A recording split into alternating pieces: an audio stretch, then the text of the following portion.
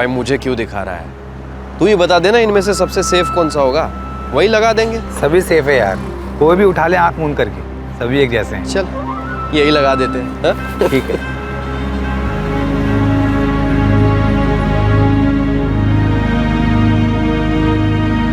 ये सच कहूँ तो मुझे याद भी नहीं कि कब और कहाँ से उड़ाया था ये फोन मैंने। बढ़िया है, चल फिर मिलते हैं। साला फर्जी सिम कार्ड और चोरी के मोबाइल से किसी को धमकाने का मजा तो मतलब डबल हो जाता है। खेल शुरू हो गया नितिन, और इसकी हर बाजी हम जीतेंगे, तू देखते जा।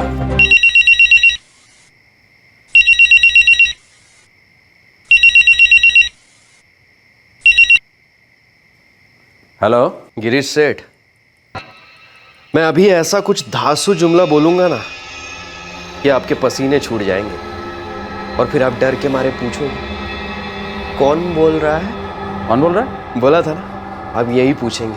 चलो पूछा है तो बता ही देते हैं, हम यमराज बोल रहे हैं। आपकी सांस का हर एकड़, हर स्क्वायर फीट अब हमारे हाथों में। सुना है काफी जमीन खरीदी गई है। देखो तुम जो भी हो, यमराज, और यमराज को तुम जो भी हो नहीं कहते गिरीश सेठ। अगर नाराज हो गया ना तो जान खींच लेगा। अगर जीना चाहते हो तो 1 करोड़ कैश रेडी रखो। देखो तुम जो भी हो, एक बात ध्यान से सुनो। ना मेरे पास फिजूल पैसा है, ना फिजूल टाइम। आइंदा से फोन मत करना। तो हम समझ लेते हैं कि आपकी जान फिजूल की है, जो आप हमारे गोलियों पर खर्च करना चाहेंगे।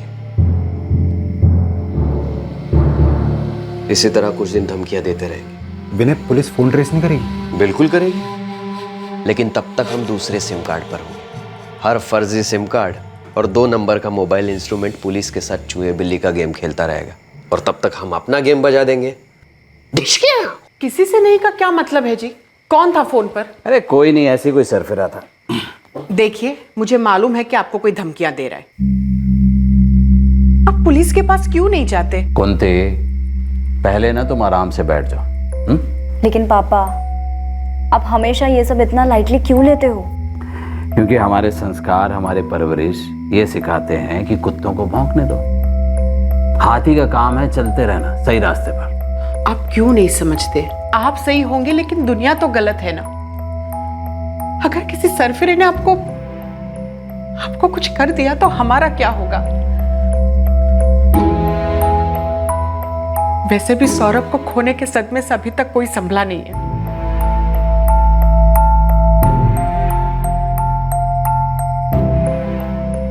पापा, आप बिजनेस कीजिए ना। ये पॉलिटिक्स आप छोड़ क्यों नहीं देते? क्योंकि बेटा, मेहनत से की हुई कोई भी चीज ऐसे कायरों की धमकियों से छोड़ते नहीं है। एक ट्रक से मैंने ट्रांसपोर्ट का बिजनेस शुरू किया था। माँ भवानी की कृपा से आज सब कुछ हमारे पास। अरे खाना खाओ मेम साहिबो। अब धमकियों वाली गोलियां खत्म, अब असली वाली गोलियां चलेंगी। ना, तू बस बाइक चलाएगा ना, उसमें कोई मजा नहीं है। तुझे मजा चाहिए वो मैं तुझे अभी दिलवाता हूं, पर कल सुबह के लिए तैयार रहना। गिरीश कौशल की कहानी खत्म और हमारी शुरू। गिरीश कौशल बाड़मेर शहर का एक जाना पहचाना व्यक्ति था। उसका अच्छा खासा ट्रांसपोर्ट का बिजनेस था, प्रॉपर्टीज में भी डीलिंग्स थी, और इस सब के साथ साथ वो पॉलिटिक्स में भी काफी एक्टिव था। ऐसे आदमी की हत्या कर देने का मतलब रंगमंच के मुख्य किरदार को पहले ही अंक में मंच से बाहर कर देने जैसा था। लेकिन इस मंच का रंग भंग हो गया। इस हत्याकांड की पटकथा में कुछ ऐसे मोड़ आए जिसकी नाटककार ने कल्पना तक नहीं की थी। ये आउट ऑफ स्टोरी इम्प्रोवाइजेशंस, ये कहानी में आए बिन बुलाए ट्विस्ट सारे रंगमंच को भारी पड़ गए।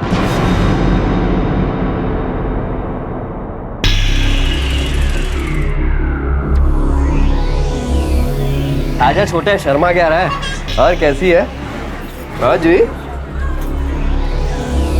छोटे, ये अपनी फिक्स्ड है। तू भी अपनी इनिंग खोल ही दे आज, क्यों? और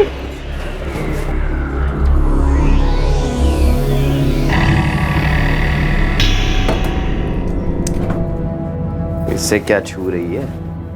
मैं हूं ना, मुझे छूना। हाँ आजा। राजेश, खबर पक्की तो है ना? हाँ सर, उस कोटे का मेन दल्ला जो है राशिद, वो मेरा खास मुखबिर है। उसने कहा कि दामोदर आज रात किसी लड़की के साथ बैठने वाला है।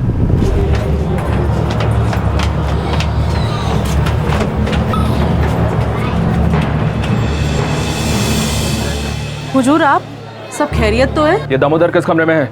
साहब, हम अपने ग्राहकों को ना उनके दाम से जानते हैं, उनके नाम से नहीं। ए, डायलॉगबाजी बंद कर नगमा। अभी ये बता दामोदर कहाँ है? हम लोगों को पता है कि यहीं किसी कमरे में बैठा है वो। अरे साहब, धंधे का टाइम है, हर कमरे में कोई ना कोई मर्द तो मिलेगा ही ना आपको। तो समझ, तेरी मंदी का टाइम शुरू होने वाला है नगमा। राजेश, सरोजनी, यहाँ इस वक्त जितने भी मर्द हैं सबको अभी कभी घसीट के बाहर निकालो और लाइन अप करो। वो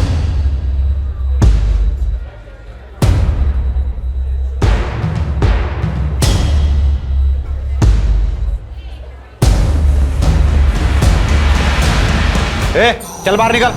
क्या बात है साहब? अबे चल बोला ना। लेकिन बात क्या है साहब? बात तो बोलो ना। हाँ? अरे साहब बोलो ना साहब। अच्छा, दो गन साथ में लेकर चलता है? नहीं नहीं साहब, ये मेरी नहीं है साहब। ए, तेरी है क्या? नहीं साहब, इसी का है साहब। ए, क्या बोल रही है तू? मेरी नहीं है साहब। साहब, अब आप ही बता दो कि कौन है इनमें से दामोदर, ताकि आज के बाद मैं उसे यहाँ ना आने दूँ। सर, दामोदर तो मिला नहीं, ये मिला है। दो गन साथ में लेकर घूमता है। क्या नाम है इसका? विनय परियार। कहता है यही बाड़मेर का रहने वाला है। किसके लिए काम करता है तू? साहब किसी के लिए नहीं। तो ये दो पिस्तौल किस खुशी में लेकर घूम रहा है? साहब मैं अपनी सेफ्टी के लिए रखता हूँ। सर, दामोदर तो हाथ नहीं लगा, लेकिन इस छापे में दूसरा आदमी मिला है जिसका नाम है विनय परिहार, और उसके पास से 2 पिस्तौल भी मिली है। कौन है विनय परिहार? 2 गन, 2 थप्पड़ और दोनों गन्स लोडेड, एक क्लिप, 6 मतलब 12 गोलियां सर। तो तुम्हारे कहने का मतलब यह है रस्तोगी कि अब ये विनय परिहार 12 थप्पड़ और खाएगा। अरे साहब मैं बोल चुका हूँ साहब, मैं किसी दामोदर को नहीं जानता। अरे छोड़ ना दामोदर को, मैं ना तुझे जानना चाहता हूँ। तू कौन है विनय परिहार, और 2 गन लेकर क्यों घूम रहा था?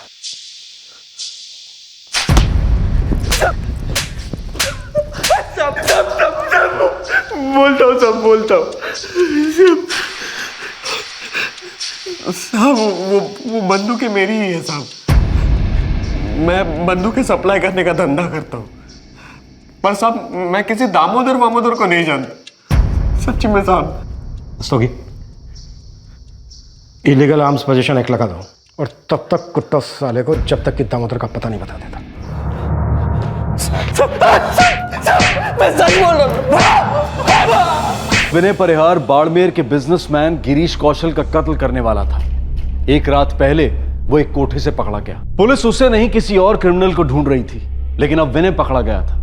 क्या विनय खुद अपने प्लान के बारे में पुलिस को बताएगा? आने वाले समय में यह केस इस कदर सर के बल उलट गया, गुलाटियां मारता गया, जो शायद लंबे अरसे से इन्वेस्टिगेशन टीम ने नहीं देखा था, शायद कभी नहीं देखा था। क्या कहा था मैंने? हाँ, वही लोग धमकियां देते रहते हैं। बंद हुई कि नहीं? बिना पुलिस के पास गए। पर इतने हफ्ते हमारी नींद हराम हुई, उसका क्या? ऐसा करते हैं, कहीं दूर चले जाते हैं छुट्टियों, जितना सोना है सो लेना। हाँ, उठोगी तो फाइन लगेगा। आपको भी ना हर बात पे मजाक सूझता है। रात को डिनर पर चलते हैं, ठीक है?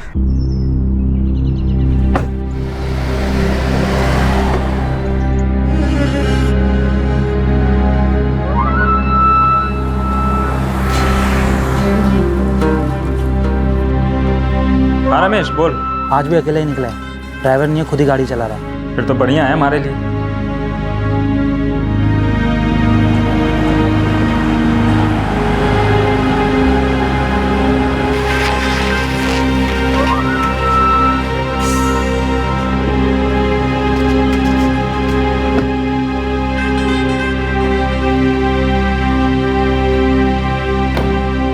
सुजीत यार, 5 दिन से नेट प्रैक्टिस ही चल रही है, चल मैच खेल ही डालते हैं।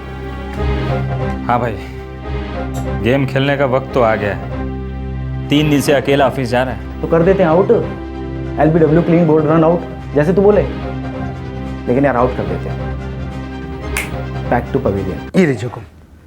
टोटल 3 बुकिंग है इस हफ्ते, 4 गाड़ी जाएंगी। ठीक है।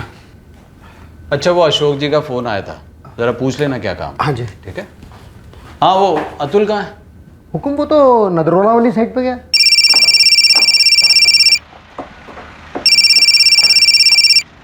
हाँ जी सर जी, नमस्कार। सब कुछ सही जा रहा है ना? टाइम पर, बजट में? सर जी आप बेफिक्र रहिए, टाइम और पैसा दोनों बचा कर दूंगा आपको मैं। वैसे सर एक प्लॉट देख रखा है यहीं अपने नदरोला में। कहाँ पर है? यहीं अपने हाईवे पर ही है। मतलब कोई एयर कंडीशन ढाबा वाबा खोल देंगे तो सोने की मुर्गी समझो आप कहें तो पार्टी से बात चलाऊं? हाँ, सही दाम दे रहे हैं तो ले लेंगे। अच्छा सुन, विश्वनाथ जी से बात हुई? वो अपने बाकी के 2 बीघा देने को तैयार है कि नहीं? अरे नहीं सर, मना कर रहा है, बहुत ट्राई किया। एक काम करता हूँ सर, एक बार फिर ट्राई करता हूँ, आखिरी बार। भाई हमारा काम है ईमानदारी से पूछना, कोशिश करते रहना। अब जिसको जमीन नहीं बेचनी नहीं बेचेगा।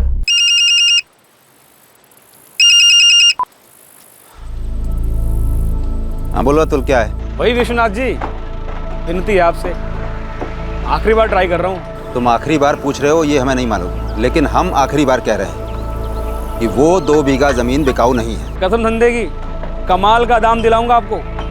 वैसे भी आपके किस काम की है, बंजर पड़ी है, कुछ उगता उगता नहीं यहाँ पर। जमीन बंजर हो या सोने की खान, वो मेरी है और मेरी ही रहेगी। आई बात समझ में?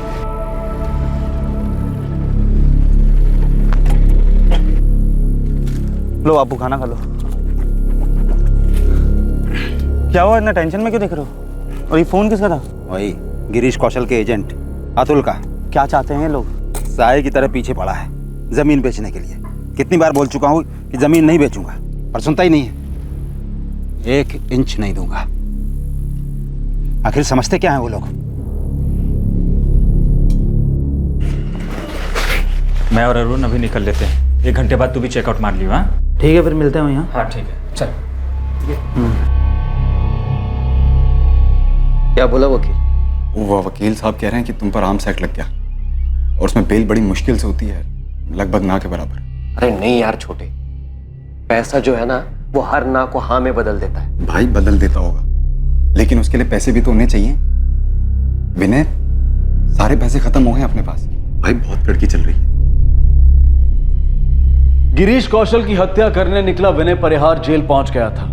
उस पर गैर कानूनी हथियार रखने के जुर्म में केस चल रहा था, लेकिन गिरीश कौशल की हत्या का षड्यंत्र फिर से रचा गया। किसने रचा, कैसे अंजाम दिया गया, इन सभी सवालों के जवाब पुलिस को आसानी से नहीं मिलने वाले थे।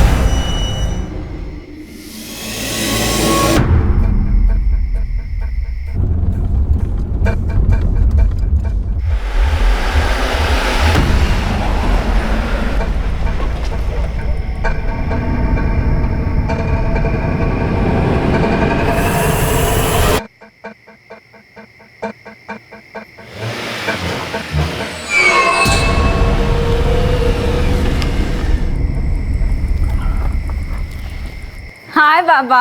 हेलो बेटा।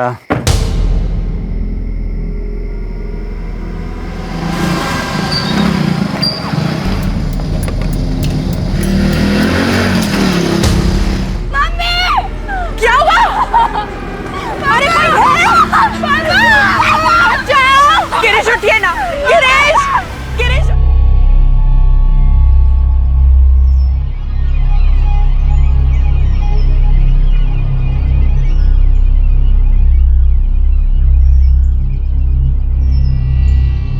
तो 2 लोग थे, हेलमेट पहना था उन्होंने। अचानक से गेट के अंदर आए और जैसे ही पापा घर की तरफ आने लगे, उन्होंने पापा को गोली मार दी। माधुरी प्लीज कंट्रोल करने की कोशिश करो। तुम जितना ज्यादा हमें उनके बारे में बताओगी, हम उन्हें उतनी जल्दी पकड़ पाएंगे। क्या उन दोनों के साथ कोई और भी था? फायरिंग के बाद वो भागे कैसे? सर मैं तो पापा की तरफ भागी, लेकिन हाँ मैंने एक बाइक के जाने की आवाज जरूर सुनी। कुछ और बता सकती हो? मेरा मतलब कुछ भी। सर सब कुछ इतना फास्ट हुआ, कुछ भी नहीं पता चला। उनकी एज क्या हो सकती है? मेरा मतलब उनकी बॉडी लैंग्वेज से तुम्हें कुछ पता चला हो कि वो यंग थे या? हेलमेट पहन रखा था और रात भी काफी थी, तो कुछ समझ में नहीं आया।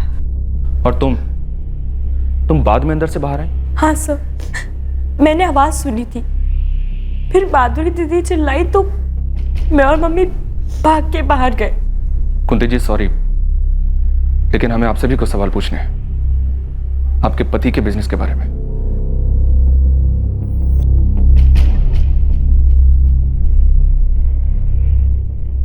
सर, इस गिरीश कौशल का बिजनेस काफी फैला हुआ है। ट्रांसपोर्ट, प्रॉपर्टी, जमीनों की खरीदारी, अलग अलग बिजनेस में पार्टनरशिप। पिछले दिनों इसने काफी जमीनें भी खरीदी थी। और इसके साथ पॉलिटिक्स भी। जी हाँ सर। बिजनेस, राइवलरी, जमीन, पॉलिटिक्स, दुश्मन तो कम नहीं है। शहर में काफी टेंशन है सर। दरअसल ये गिरीश कौशल क्लीन पॉलिटिक्स के लिए जाना जाता था, काफी सोशल वर्क भी किया करता था। और हाँ सर, बाड़मेर बंद के ऐलान की भी बात चल रही है। हेलमेट पहने 2 आदमी, 2 गोली सीने में, 2 गोली पेट में। सोगी, मुझे पेशेवर कातिलों का काम लगता है। बिल्कुल सर। तो फिर शुरुआत भी यहीं से करते हैं। अपने सारे खबरियों को काम पर लगा दो और पता करो कि इतने बड़े आदमी की सुपारी किसने दी थी और क्यों दी थी। सर, कुंती जी ने हमें बताया था कि धमकियां कुछ हफ्तों पहले से आनी शुरू हुई थी। मैंने उनसे कई बार कहा था सर कि पुलिस में शिकायत करिए, पर वो धमकियों को बड़े ही हल्के तरीके से लेते थे। मुझे अंदर से कोई डर लग रहा था ऐसा ही कुछ होने वाला। धमकियां किससे मिल रही थी गिरीश कौशल को और कब से? सर, गिरीश जी की फैमिली ने बताया कि उनको वो रात याद है जिस रात को धमकी का पहला फोन आया था। 12 अप्रैल की रात थी सर।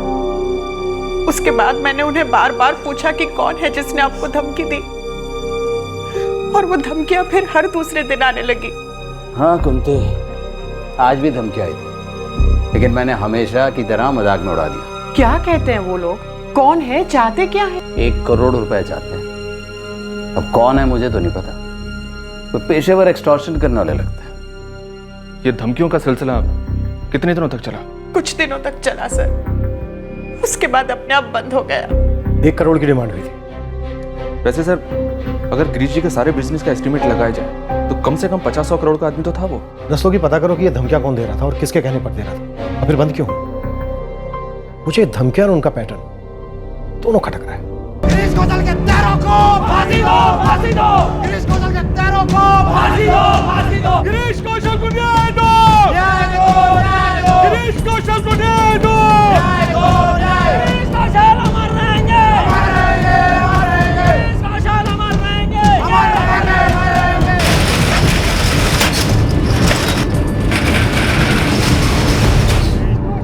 गिरीश कौशल की इस भयंकर हत्या की वजह से उनके समर्थकों का आक्रोश सड़कों पर उमड़ पड़ा। शहर के कई हिस्सों में बंद कामयाब रहा, तनाव बना रहा। गिरीश का कारोबार काफी अच्छी तरह बढ़ रहा था, फैल रहा था। उसे कोई अच्छी सिक्योरिटी रखनी चाहिए थी। देखो क्या जमाना आ गया है। जब किसी के लिए कुछ करता है, समय निकालता है, भला करता है, उसके साथ ऐसा होता है। विश्वास ही नहीं होता कि नहीं रहे वो। अभी परसों ही तो कह रहे थे कि विश्वनाथ से बात करोगी, वो 2 बीघा जमीन हमें बेच दे। अब इस सब बारे में बात करके क्या फ़ायदा। मगर उस वक्त गुरी जी अच्छे दाम देते तो शायद मैं हाँ कह देता, लेकिन इतने कम दाम बताया कि मन ही नहीं किया बेचने का। सब लिखित होता है जी। देखिए ना, बड़ी अजीब किस्मत पाई है इस कौशल परिवार ने। पिछले साल इकलौता जवान लड़का मारा गया एक्सीडेंट में, और अब घर के कर्ता गिरीश जी नहीं रहे।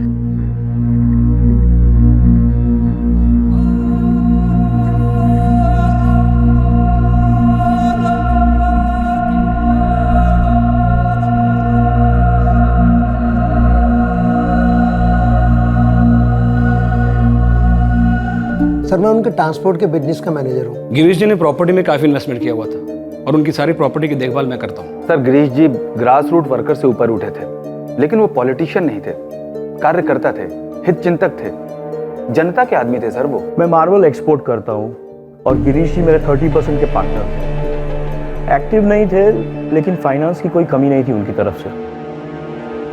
फायदा किसको हो सकता है उनके मर्डर से प्रहलाद जी? ये बताना मुश्किल है सर। क्यों? कई लोग हैं क्या जिनको फायदा हो सकता है? नहीं सर, अब उनके मरने से नहीं बल्कि उनके जिंदा रहने से ज़्यादा फायदा था।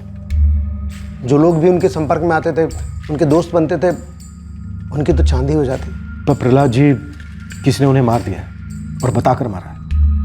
धमकियां मिल रही थी उन्हें। गिरीश सर ऐसी धमकियों से कभी नहीं डरे। अब इतने बड़े आदमी थे, कोई ना कोई तो ऐसा होता ही था जो जलता था उनकी कामयाबी से। जलने वाले, धमकी देने वाले, या जो धमकियां दे सकते थे, सबके नाम चाहिए मुझे अभी। लिख कर दीजिए। सॉरी सर, लेकिन ऐसे कैसे किसी का नाम लिख दूं? पेन से लिख दो। क्या कोई और तरीका जानते हो लिखकर देने का? वैसे लिख दो, एसएमएस कर सकते हो मुझे उन सब के नाम चाहिए जो गिरीश कौशल के दोस्त नहीं थे। लेकिन सर उनका तो कोई दुश्मन भी नहीं था। तो ऐसा कोई था जिसे गिरीश कौशल की पर्सनल या प्रोफेशनल लाइफ की वजह से कोई ठेस पहुंची हो? गिरीश जी ने कई किसानों से बंजर जमीनें खरीदी, एक अरसे से खरीदते आए थे। फिर आ गया हाईवे और रातों रात जमीनों के भाव 100 गुना बढ़ गए। तो उन सभी बेचने वालों के दिलों को तो जरूर ठेस पहुंची होगी। तो उनमें से ऐसा कौन था जो अपनी बेची गई बंजर जमीन के नुकसान को गिरीश कौशल के खून से सींचना चाहता था? नाम लिख दो। लेकिन सर मैं ऐसे कैसे किसी का नाम लिख दूं? अतुल, तुम्हारे बॉस का कत्ल हुआ है। अगर उसके चलते हम 10-12 लोगों को पूछताछ के लिए बुला लेंगे तो उन पर कोई कहर नहीं टूट पड़ेगा और ना ही तुम पर। नाम लिख कर दो।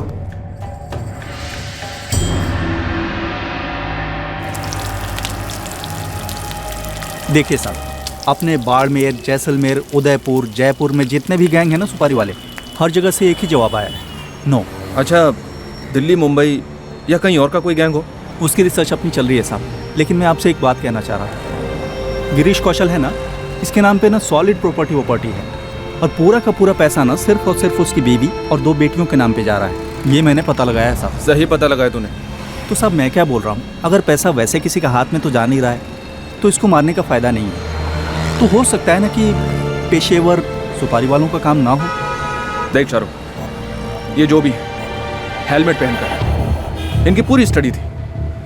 एन मौके पर 20 सेकंड में गेम बजाया और वहां से फरार हो गए। ना कोई हथियार फेंका, ना पीछे को छूटा। ये 101% पेशेवर किराए के टट्टू है। और हाँ, मुझे उस आदमी का भी नाम चाहिए जिसने इन्हें सुपारी दी है। टाइम दो साहब, टाइम देंगे ना तो सुराग मिलेगा। सर, गिरीश कौशल और उसके एम्प्लॉइज के फोन रिकॉर्ड्स कल तक आ जाएंगे। और गिरीश कौशल के टेंडर्स और सरकारी कॉन्ट्रैक्ट्स? उसके बारे में पता किया सर। कॉन्ट्रैक्ट्स में और टेंडर्स में वो सिर्फ जूनियर पार्टनर बनकर ही रहा है। उसकी इन्वॉल्वमेंट केवल टेंडर पास कराने तक ही रहा करती थी, क्योंकि उसके पॉलिटिकल कनेक्शन थे ना सर। मतलब ये पॉलिटिकल किलिंग हो सकती है, या फिर कोई ऐसा जो गिरीश कौशल को सिर्फ इसलिए रास्ते से हटाना चाहता था क्योंकि गिरीश कौशल कॉन्ट्रैक्ट्स पास करवा सकता था। राइवल पॉलिटिकल पार्टी और गिरीश की पार्टी के अंदर के राइवल्स दोनों की इन्फॉर्मेशन और रिकॉर्ड्स निकाले जा रहे हैं सर। गुड। एक भी एंगल बिना टटोले पास मत करना रास्तों की, क्योंकि दगा हमेशा कोई अंदर वाला ही करता है। अब ये हमें तय करना है कि अंदर वाला कौन है और बाहर वाला कौन है। एक तरफ पुलिस अंदर वाला कौन है और बाहर वाला कौन है इसकी जांच करने में लगी थी, तो दूसरी तरफ इस कत्ल के षड्यंत्र के रंगमंच के बैक स्टेज और ऑन स्टेज खिलाड़ियों की अनबन इस नाटक का पर्दा गिराने की धमकी दे रही थी।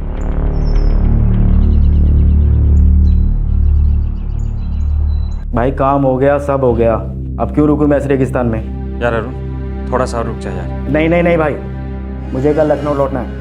मेरी थोड़ी टेंशन चल रही है यार। भाई टेंशन मेरी भी चल रही है सुजीत। ये गिरीश कौशल कोई कद्दू बैगन तो था नहीं कि जिसको ठोकने के बाद उसी के इलाके में सीना तान कर घूमे। अब हमें अंडरग्राउंड होना पड़ेगा, और तू अच्छे से जानता है कि अंडरग्राउंड रहने के खर्चे होते हैं। यार कैसे पैसे दूं आज के आज यार? ओ भाई, तेरे उस गिरीश कौशल को ठोकना था, ठोक दिया ना हमने। अब हम अपने पैसे मांगे या नहीं? यार मैं कहाँ देने से मना कर रहा हूँ, लेकिन पार्टी नहीं दे रही है ना, मुकर गया है साला। तू अपने धंधे के 2 उसूल अच्छे से जानता है।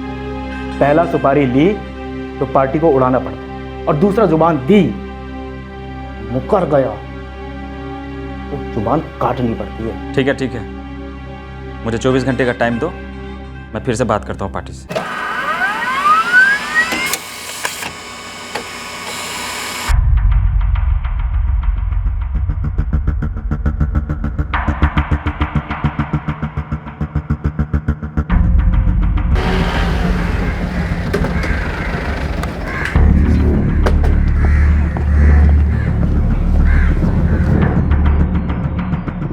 सर, यही नंबर होगा? हाँ सर, क्योंकि उस रात फर्स्ट टाइम जब पापा को फ़ोन आया तब हम लोग खाना ही खाने वाले थे।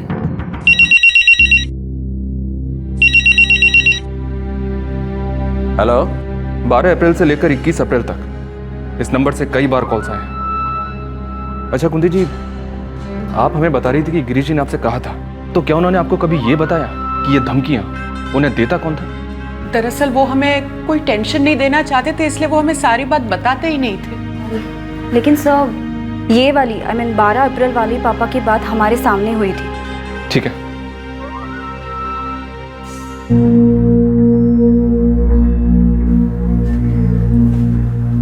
मम्मी, प्रहलाद अंकल का फोन था। कह रहे थे कि बिजनेस के सारे अकाउंट्स आपके नाम पे ट्रांसफर करने हैं।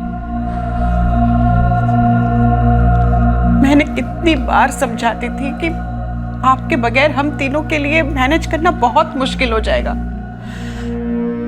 बहुत प्रॉब्लम हो जाएगी हमारे लिए, लेकिन वो सुन। मम्मी,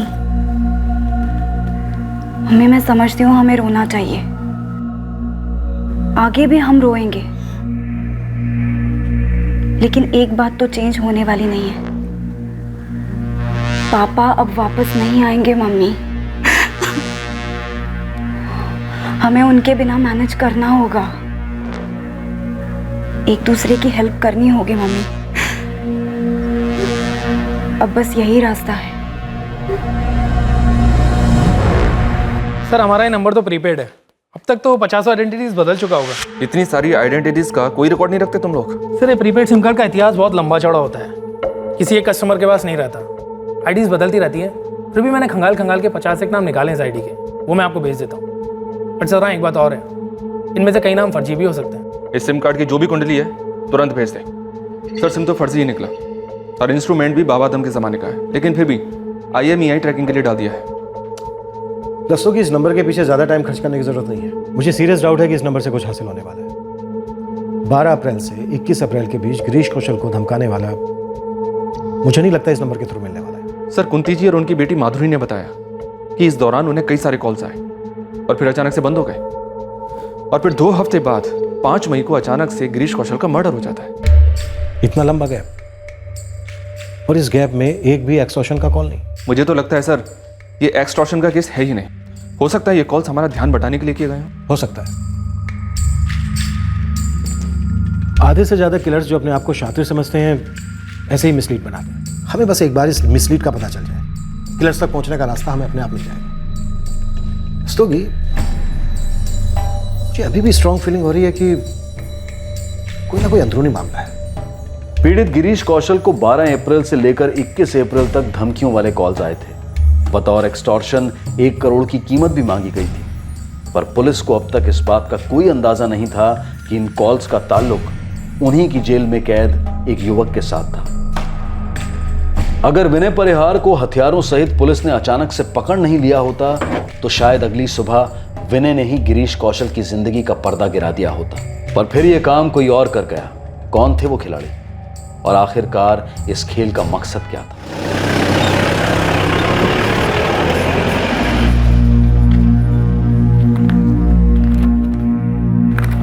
प्रहलाद अंकल, बहुत सी चीजें ऐसी हैं जो अब मुझे संभालनी है, जिनके बारे में मैं कुछ नहीं जानती। बेटा, मैं और अतुल है ना, हम दोनों तुम्हारे पापा के बहुत करीबी थे और विश्वास पात्र भी। उनके बहुत एहसान है हमारे ऊपर। तुम फिक्र मत करो, हम दोनों हैं ना तुम्हारी मदद करने के लिए। पापा बहुत हंसते रहते थे, सबको ऐसे दिखाते थे कि वो बहुत खुश है, लेकिन अंकल आप तो जानते ही होंगे, सौरभ भैया के जाने के बाद पापा अंदर से टूट चुके थे।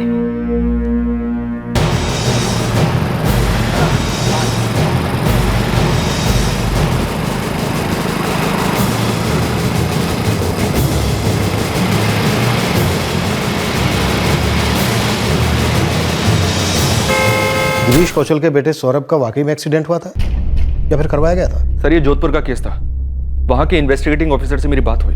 सौरभ कौशल की डेथ ऑन द स्पॉट हुई थी। किसी पर शक? शक की कोई गुंजाइश ही नहीं थी।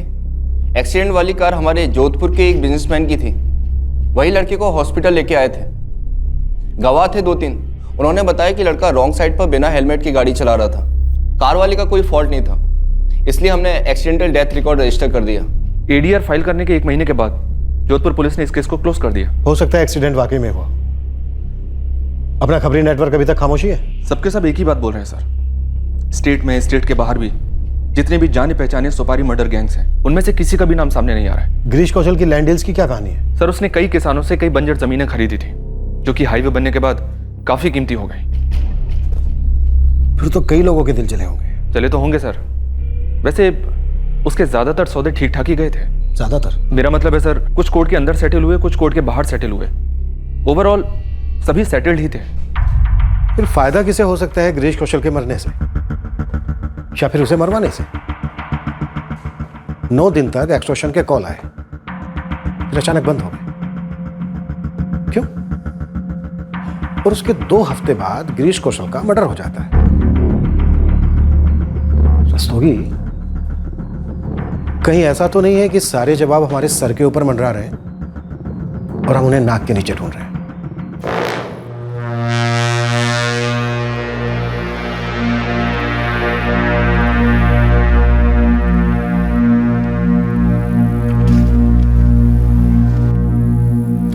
ये 50,000 रुपये एडवांस के जो आपने मांगे थे, एक बार रजिस्ट्रेशन हो जाए बाकी के पैसे चेक में दे देंगे। ठीक है, लेकिन सौदा जल्द से जल्द हो जाना चाहिए।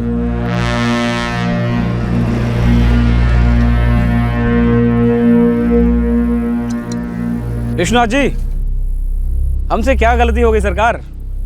जो दाम गिरीश जी आपको उस 2 बीघा बंजर जमीन के लिए दे रहे थे, आपके लड़के केदार ने कहीं कम दाम में किसी और को बेच दी। अरे तो मैंने कहा ना, ऐसा नहीं था कि ज़मीन बेचनी नहीं थी हमें। और ऐसा भी नहीं था कि हम एक ही दाम पे अड़े हुए थे, पर आप तो बात करने को तैयार ही नहीं थे। अब बस हो गया सो हो गया। मुझे तो आज की चिंता है। अब केदार की पढ़ाई में काफ़ी खर्च आ रहा था, तो मैंने सोचा कि कम दाम में ही सही बेच देते हैं ज़मीन। सर जी, आपने एक फ़ोन करना भी ज़रूरी नहीं समझा मुझे। एक बार बोल दिया होता बस। अब जो दाम बोलते ना उसी में खरीद लेते हम। अब छोड़ो भी, ज़मीन हमारी बिकी है, भावुक आप हो रहे हो। माजरा क्या है? आप नहीं समझेंगे सर जी। तो समझाओ मुझे। अब आपके गिरीश कौशल के पास ज़मीन की तो कोई कमी थी नहीं। आधा बाड़मेर खरीद रखा था उन्होंने, अब ऊपर से वो रहे नहीं। उसके बाद आप मेरी छाती पर क्यों बैठे हो?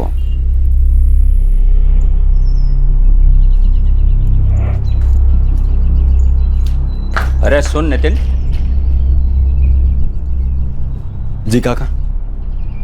तेरे भाई विनय का क्या हाल है? बलदेव काका, मैं उसकी जमानत करवाने की कोशिश कर रहा हूँ। तुम दोनों भाइयों को कमरा इसलिए किराए पर दिया था कि तुम यहाँ बाड़मेर में पढ़ने आए हो, मगर पढ़ने के अलावा तुम लोगों ने सब कुछ किया। गैर कानूनी बंदूकों का धंधा तक। मतलब ये कि एक भी ढंग का काम नहीं। काका, आगे से ऐसा बिल्कुल भी नहीं होगा। आगे से ऐसा नहीं होगा क्योंकि तुम यहाँ रहोगे ही नहीं। मैं अचानक से कहाँ चला जाऊंगा? मैं क्या जानूँ? 1 हफ्ते का टाइम देता हूँ, कोई और कमरा ढूंढ लो। मेरे यहाँ अपराधी नहीं रह सकते।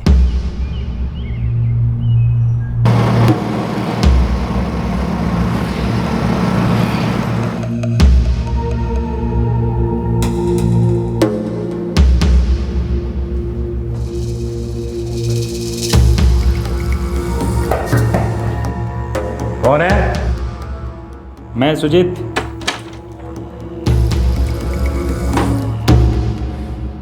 50,000 है। 50 क्या होते हैं बे? 50 में हम ये मच्छर नहीं मारते। बहुत हाथ पैर मारने के बाद निकलवाए मैंने अरुण। ओ, हाथ पैर मारने की बात कर रहे हो? हमने पूरा का पूरा आदमी मार दिया और इतना साफ काम किया है ना हमने। पुलिस को एक सुराग तक नहीं मिला। किसी को नहीं मालूम कि हमारे गैंग ने सुपारी उठाई है। खबर ही कुछ नहीं बोल पाए उन्हें। भाई मुझसे ये मार्केटिंग की क्या जरूरत है? मैं तो तुम लोग के साथ ही था ना। साथ था, लेकिन अब किसके साथ है ना पता नहीं। यार 50,000 दिए हैं अभी, बाकी के भी आ जाएंगे किस्तों में। देखो, हमने गिरीश कौशल को किस्तों में मारा है क्या बे? अबे अपनी जेब से 25,000 एडवांस दिया लोगों को काम का। इंपोर्टेड गन, पेट्रोल, कभी ये खर्चा कभी वो खर्चा। ऊपर से अपना दिमाग शांत रखो अलग। ऊपर से तू ये 50 पैसे खुले दिखा रहा है। 6 लाख का बात हुआ था ना? 6 लाख चाहिए कैश। भाई मैं भी तो यही चाहता हूँ कि तुम लोगों को 6 लाख दूं और चुकता करूं, लेकिन ये साला सामने वाली पार्टी की लगी पड़ी है, दे ही नहीं पा रही है। तो एक काम करते हैं ना, पार्टी को ही उड़ा देते हैं। जो आज नहीं दे पा रहा है वो कल कहाँ से देगा?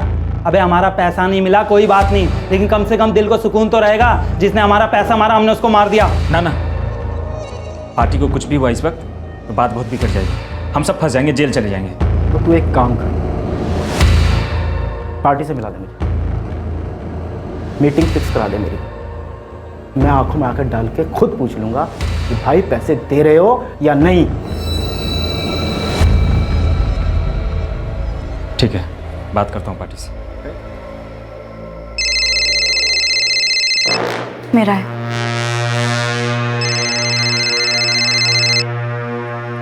हेलो। हाँ ठीक है,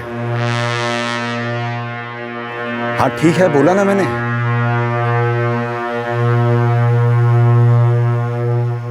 जमीन के बाकी पैसे कब देंगे केदार? और रजिस्ट्रेशन हो जाने के बाद चेक देंगे बापू। तेरे दादाजी ने 4 बीघे जमीन बेची थी, एकदम घाटे का सौदा। भाग में जो लिखा था हो गया, अब क्या कर सकते हैं। हाँ वो भी ठीक है। अब इतने सालों के बाद 2 बीघे बेचे, वो भी घाटे में गए। अब इसे भी भागी समझिए और बेकार के टेंशन ना लो बापू।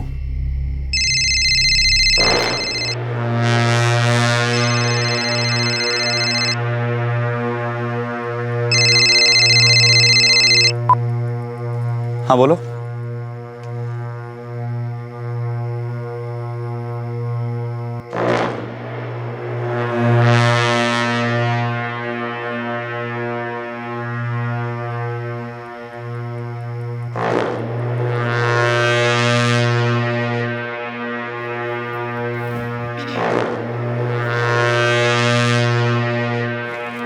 किसका फोन था?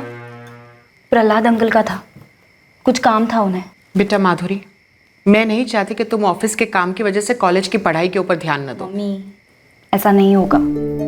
कॉलेज और ऑफिस दोनों संभालूंगी मैं। माधुरी दीदी, पुलिस को कुछ पता चला कि पापा को किसने? नहीं श्वेता, अभी तक कुछ नहीं पता चला। कल ही बात हुई थी पुलिस से।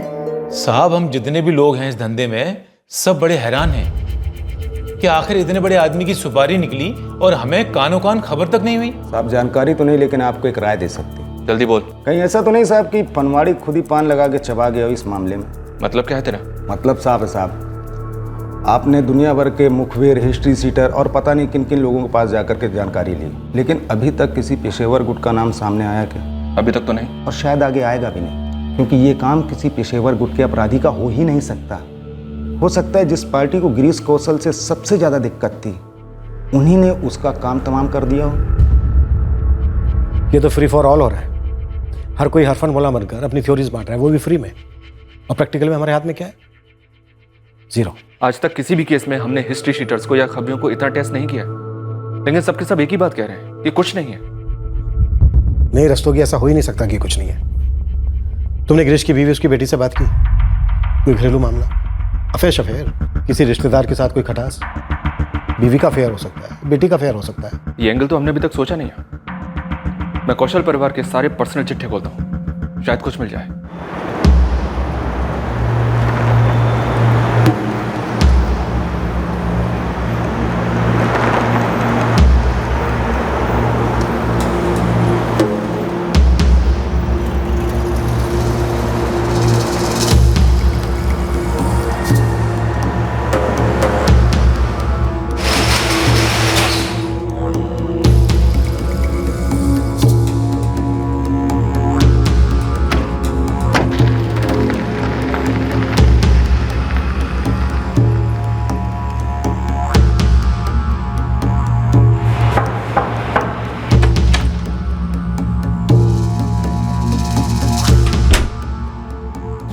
सुजीत का फोन था, कल आ रहा पार्टी को लेकर। पता क्या करें? पार्टी को ठोक कर निकल जाए घर के लिए? उसके बारे में बाद में सोचते हैं, अभी मैंने कुछ और सोचा है। क्या सोच रखा है? यहीं जैसलमेर में एक बड़ा हाथ मारते हैं। कोई घर या दुकान देख रखी है? दुकान है सुनार की। बड़ी? नहीं, छोटी है, लेकिन मैंने मुआयना किया है। जम के झपटे ना 4-6 लाख कहीं नहीं गए। पकड़े जाने का रिस्क? वो तो है, लेकिन इतना भी नहीं कि रिस्क ना ले सकें। ठीक है, करते हैं। पहले सुजीत और इस पार्टी से निपट लेते, उसके बाद जेवरों पे चपड़ते।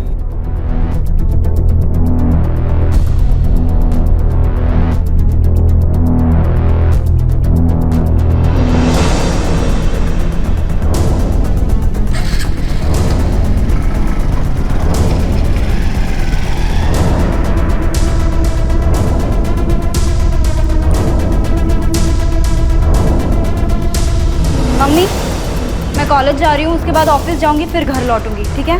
ठीक है बेटा।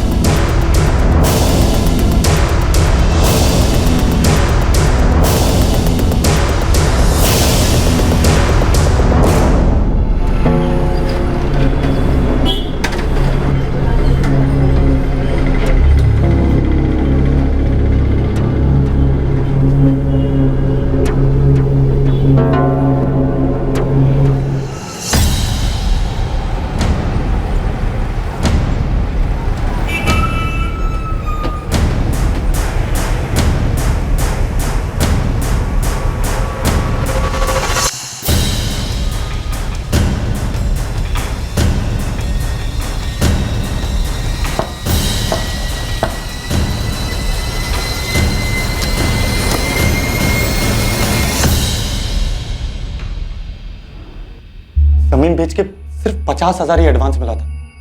वो पूरा का पूरा मैंने सुजीत को लाके दे दिया, बोला भाई लोगों को दे दो। जो मैंने तुरंत के तुरंत लाके दे दिए थे भाई। मैं तुम्हारे हाथ जोड़ूं, पैर पड़ूं, सिद्धि से 25,000 का एडवांस दिया था इतने बड़े काम के लिए, इसे मक्खन की तरह हमने पूरा किया। सौदा 6 लाख का हुआ था और 50,000 पकड़ा। भिखारी समझ रखा है? नहीं अरुण भाई, ऐसा बिल्कुल भी नहीं है। आप लोग प्लीज मेरी मजबूरी समझो। मजबूरी क्या है रे? तुम किसी टीवी सीरियल के दुखियारे बाप हो जो अपनी लौंडिया का दहेज नहीं दे पा रहा है? और हल्के से अगर मार्केट में बात फैला दी ना कि बाड़मेर का केदार है जिसने सुपारी दी थी, तो पुलिस कतरेगी तुम्हें सुपारी की तरह। ये क्या बात कर रहे हो आप? धमका रहे हो आप लोग मुझे? मैं भी तो पैसे ही कमाना चाह रहा था यार। अब साला धोबी का कुत्ता बन गया इन लोगों के बीच और तुम लोगों के बीच। तो फिर ये नितिन कौन? आए मुझे बता।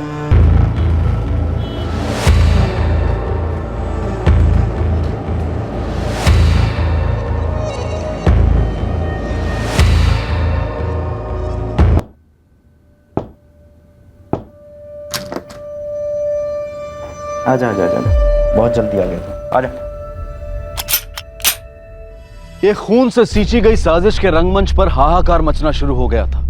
मूल मुद्दा था सुपारी की रकम जो हत्यारों तक नहीं पहुंच पाई थी और जिसकी वजह से नाटक के दूसरे अंक के पन्ने उथल पुथल हो रहे थे। इस रंगमंच पर यह अराजकता, यह बगावत तब शुरू हुई जब विनय परिहार नाम का एक खिलाड़ी हथियारों के साथ एक कोठे से पकड़ा गया। इलीगल आर्म्स पोजीशन एक्ट लगा दो और तब तक कुत्ता साले को जब तक कि दामोदर का पता नहीं बता देता।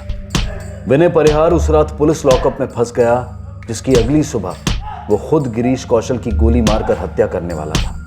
उस कोठे पर दामोदर नामक क्रिमिनल के लिए रेड हुई थी जब विनय बाय चांस पकड़ा गया था, क्योंकि उसके पास 2 बंदूकें थीं। साथ ही विनय का छोटा भाई नितिन भी गिरफ्तार हुआ था, जो उस वक्त विनय के साथ कोठे पर मौजूद था। नितिन की दूसरी सुबह ही जमानत हो गई थी। छोटे यार, जैसे तैसे करके मेरी जमानत का इंतजाम करवा दे यार।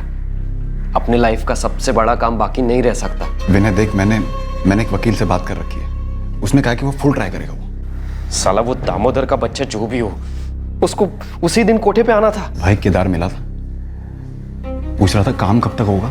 सालो ऐसी भी क्या चढ़ी हुई थी जो तुम्हें कल रात ही कोठे पर जाना पड़ा? 2 दिन रुक कर नहीं जा सकते थे काम खत्म करने के बाद? भाई हमें थोड़ी ना पता था वहां रेड पड़ने वाली है। अरे तो अब काम का क्या होगा? हाँ, मुझे नहीं पता। मैं विनय से बात करता हूँ, कुछ प्लान करते हैं। अरे भाई, यहाँ बैठकर तो मैं गोली नहीं चला सकता ना।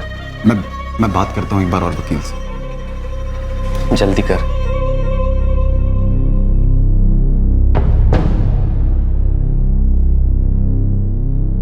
ऐसे हताश माहौल में विनय की मुलाकात सुजीत से हुई, जो एक हिस्ट्री शीटर था उसी जेल में। क्यों भाई, सुना है गन बेचते हो? क्यों चाहिए तुम्हें? घोड़े पर सवार, कहीं जाना भी तो होना चाहिए। कोई मंजिल तो हो, कोई निशाना तो हो। लोग हमेशा पहले निशाना चुनते हैं और फिर घोड़ा खरीदते हैं। तुम उल्टा करो, पहले घोड़ा खरीदो और उसके बाद निशाना तय करो। फिर तुम्हारे निशाने का क्या होगा? सुना मैंने उस लड़के से बातें हो रही थी तुम्हारी, भाई लगता है। क्या सुना तुमने? यही कि कुछ और काम करने निकले थे लेकिन यहाँ फंस गए। फंस तो गया हो। जहाँ भी फंसे हो, मैं निकलने में मदद कर सकता हूँ, क्योंकि मैं कल सुबह निकल रहा हूँ यहाँ से। मेरी जमानत हो गई है। जल्दी बोलो, पार्टनरशिप में काम कर सकता हूँ। काम किया।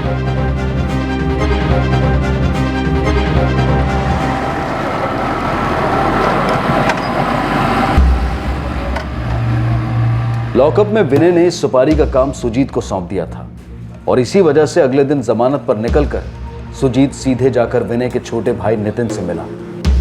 नितिन ने सुजीत को केदार से मिलवाया, जिसने ये कॉन्ट्रैक्ट लॉकअप में कैद विनय परिहार और उसके भाई नितिन को दे रखा था। देख भाई नितिन, मैं पहले से ही 1 लाख का एडवांस दे चुका हूँ विनय को। और विनय जेल में बंद है तो तुम्हारे 1 लाख भी बंद है। कम से कम 6 महीने का लॉक इन है, फिक्स डिपॉजिट की तरह पड़ा रहेगा। इस एडवांस के अलावा ये कॉन्ट्रैक्ट 7 लाख रुपए में डन हुआ था। अरे पर काम होने के बाद ना, यहाँ तो एक पत्ता भी नहीं हिला अभी तक। देखो, विनय ने मुझे बोला था 6 लाख में सौदा तय हुआ है। मैं तो 6 से 1 दमड़ी कम ना लूंगा। देख भाई केदार, सीधी सी बात है, जितने पैसे में बात तय हुई थी उतने पैसे देने पड़ेंगे। अरे तो जो तय हुआ था उसके हिसाब से अभी तक गिरीश कौशल को ठुक जाना चाहिए था, पर वो तो हुआ नहीं है। अरे तो उसमें हमारी क्या गलती है? पर नितिन, मेरा काम तो नहीं हुआ ना। देखो, मेरे पास सिर्फ 25,000 रुपए एडवांस देने के लिए, वही दे सकता हूँ मैं एक चूहा मार के तुम्हारे हाथ में डाल देता हूँ, क्योंकि 25,000 में इससे ज्यादा काम नहीं हो सकता। अरे कैसी बातें कर रहे हैं यार, सही बात कर रहे हैं यार। भाई देखो, पहले मुझे यकीन दिलाओ कि तुम किसी काम के आदमी हो या नहीं, वरना पता चला तुम्हें कल मैंने पैसे दिए, तुम गए कोटे पे और हो लिए अंदर। यहाँ पैसा बांटने की मशीन नहीं खोल रखी है मैंने। वहां वो गिरीश कौशल, वो मजे में अपनी जिंदगी काट रहा है, और यहाँ मैं नौसिखियों में पैसे बांट रहा हूँ। अरे नहीं यार नितिन, रहने दो, मैं कहीं और से काम करा लूंगा। अरे रुक रुक रुक रुक, ना तुम मुझे जानते हो और ना ही मेरे आदमियों को जानते हो। हम लोग साफ काम करते हैं, शिकायत का मौका नहीं मिलेगा। लेकिन एडवांस तो 25,000 ही है। पैसा लो, काम करो, उसके बाद तुम्हें बाकी रकम मिलेगी।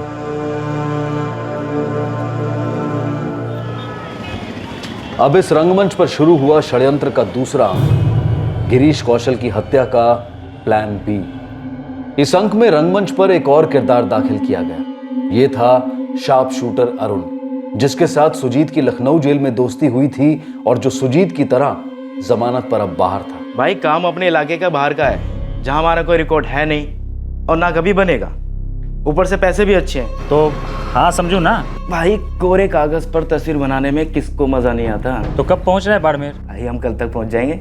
ये हम कौन है भाई? भाई गेम बजा रहे हैं, आइटम नहीं। अब एक साथी तो चाहिए ना, रमेश नाम है उसका। ठीक है, लेकिन इस रमेश को अलग से पैसे नहीं मिलेंगे, अपने हिस्से से देना जो भी देना है, ठीक है? हाँ दे दूंगा यार, वैसे भी बहुत कड़की चल रही है। गिरीश कौशल की हत्या करने आए ये दो किराए के हत्यारे अरुण और रमेश इस षड्यंत्र के रंगमंच में दाखिल किए गए दो नए पात्र थे। जो कॉन्ट्रैक्ट किलिंग विनय परिहार करने वाला था, उसे अब सुजीत राठी और उसके लखनऊ से बुलाए गए दो पेशेवर शार्प शूटर, सुपारी देने वाला केदार, लेने वाला सुजीत और अंजाम देने वाले अरुण और रमेश के बीच सुपारी की रकम को लेकर सौदेबाजी तनाव को और गरमा रही थी। देखो यार, बहुत जल्द मेरी जमीन की बिक्री के पैसे मिलते ही मैं तुम लोगों को पैसे दे दूंगा। कितने? 1.5 लाख। क्या तू गाड़ी की किस्त भर रहा है क्या? पहले 25,000 की डाउन पेमेंट, फिर 50,000 की किस्त, फिर अभी तेरी 1.5 लाख की किस्त। तू बाकी के 4.25 लाख कब देगा? बुढ़ापे में पेंशन देगा मैं तू? अरुण भाई, सच सामने से बोल रहा हूं मैं। जो भी आ रहा है मेरे पास पैसा, मैं सब दे रहा हूं। मेरा भरोसा करो प्लीज, थोड़ा और टाइम दे दो। सुजीत। अरुण यार, इतना बोल रहा है तो थोड़ा और रुक जाते हैं, अब दूसरा कोई चारा भी तो नहीं है। हाँ रमेश, अरुण मान जाओ।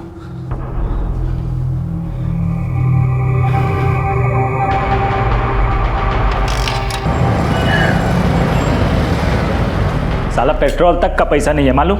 कड़की दूर करने का एक तरीका सोचा है मैंने। एक सुपारी हत्या का काम विनय परिहार के पास आया था, लेकिन उसकी गिरफ्तारी की वजह से वो काम सुजीत और उसकी टीम के पास गया। काम तो हुआ पर टीम को उसके पैसे नहीं मिले और उसकी भरपाई के लिए उन्होंने एक डाका डालने का प्लान बनाया। दूसरी तरफ पुलिस कड़ियां जोड़ने में लगी हुई थी कि गिरीश कौशल का कत्ल क्यों हुआ होगा, ताकि वो जल्द से जल्द हत्यारों तक पहुंच सके। लेकिन इस कत्ल का मकसद पर्दे के पीछे था। रंगमंच अब और गरमाने लगा था।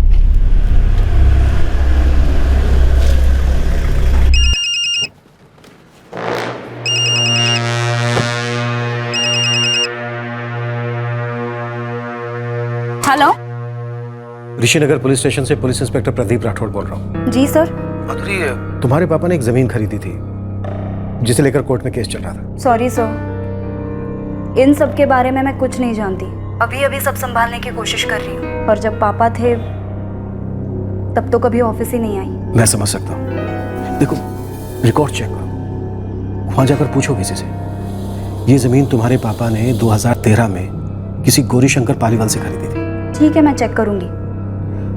लेकिन सर आप एक बार अतुल जी से बात कीजिए ना, क्योंकि पापा के प्रॉपर्टी मैटर्स वही संभालते थे। ठीक है, थैंक यू माधुरी। रस्तोगी, इस अतुल को बुलाओ और गौरीशंकर पालीवाल। लेकिन सर वो तो चल बसे। बेटा बलदेव पालीवाल है ना?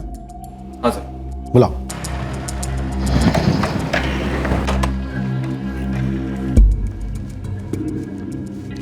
बलदेव जी, साहब ने थाने बुलाया आपको। मुझे? क्यों? अब आपके पिताजी गौरी शंकर जी ने गिरीश कौशल को कोई जमीन बेची थी ना? हाँ बेची थी तो। हाँ तो उसी के बारे में साहब को आपसे बातचीत करनी है, चलिए। सर 2 साल पहले की बात है, मरहूम गौरी शंकर जी को अपनी 4 बीघा जमीन बेचनी थी। तेरे दादाजी ने 4 बीघे जमीन बेची थी, एकदम घाटे का सौदा। कोर्ट केस किस बात को लेके हुआ था तू? गौरी शंकर जी के परिवार को लग रहा था कि घाटे का सौदा हुआ है। अच्छा, हुआ था क्या घाटे का सौदा? सर कोई दूध पीते बच्चे तो थे नहीं, बात हुई, सौदा हुआ।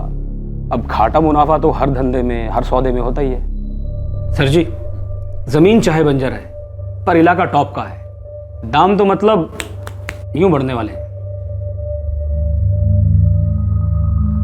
ठीक है, गौरी शंकर जी को ऑफर दो, देखते हैं क्या कहते हैं।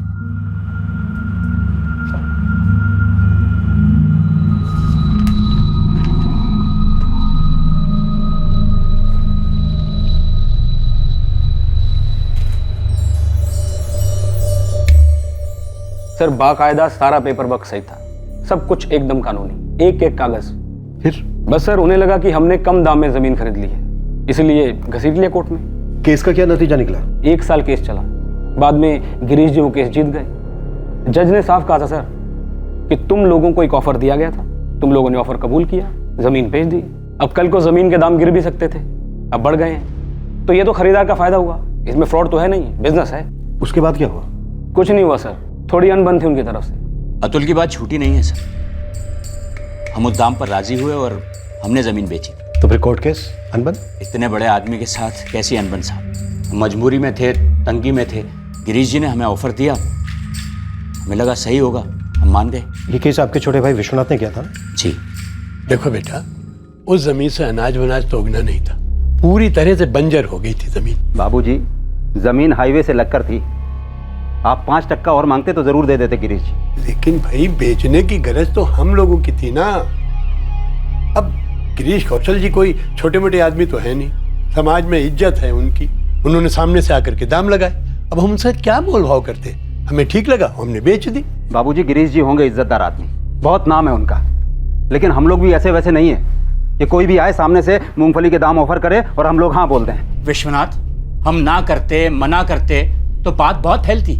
सबको लगता कि गिरीश जी ने हमारी जमीन देखी और नहीं खरीदी, कोई ये नहीं मानता कि हमने ना कहा। ये तो मतलब हमारी जमीन पर धब्बा सा लग जाता है आगे बेचने के लिए। ये तो कोई बात नहीं हुई बाबूजी कि डर की वजह से किसी भी पॉलिटिकल आदमी को जमीन बेच दो कि आगे नहीं बिकेगी, और डर के मारे 5% कम ले लो। आपको एक बार भी लगा नहीं कि ये घाटे का सौदा है? लगा विश्वनाथ, इसीलिए हमने सौदेबाजी की, उस अतुल के सामने अपने दाम रखे, मगर उस अतुल ने हमसे कहा कि ये रेट होगा तो ही गिरीश जी खरीदेंगे। वैसे भी हम दूसरी पार्टी से बात कर ही रहे थे, वो तो अतुल ने जोर दिया कि आप गिरीश जी से मिलो, उन्हीं को बेचना सही रहेगा। हाँ, ये तो मीठी धमकी हो गई कि गिरीश जी को ही बेचो। आप लोगों को मालूम है कि जमीन के दाम कितने बढ़ रहे हैं? हमारे बाप दादाओं की जमीन, हमारी पुश्तैनी जमीन, और उसका फायदा सिर्फ और सिर्फ उनको क्यों मिले? ये तो फ्रॉड है, सरासर फ्रॉड। देखिए सर, दिल तो सभी का खट्टा हुआ था, मगर उस खटास को एक बार विश्वनाथ ने जबान दे दी तो हम सब भी सहमत हो गए। हमें लगा कि हमारे साथ धोखा हुआ है, चीटिंग हुई है हमारे साथ, हमें सस्ते दाम पर जमीन बेचने के लिए राजी किया गया। और आप कोर्ट चले गए? जी, लेकिन केस तो विश्वनाथ ने किया था, उसका भी जमीन पर उतना ही हक था जितना हमारा।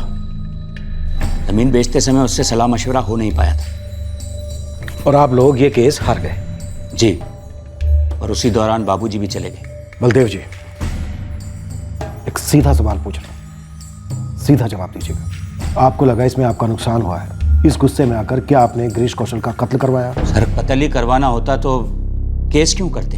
देखो साहब, 2 साल पहले जमीन का सौदा हुआ, 1 साल पहले हम केस हार गए, और अब तो जमीन पर गिरीश जी की कोठी खड़ी है। पालीवाल परिवार के साथ जमीन का सौदा और कोर्ट केस के पर्दे के अंदर झांक कर पुलिस को साजिश की संभावना की हल्की सी झलक नजर आई थी, लेकिन यह नजारा धुंधला था, अभी काफी कुछ पता चलना बाकी था।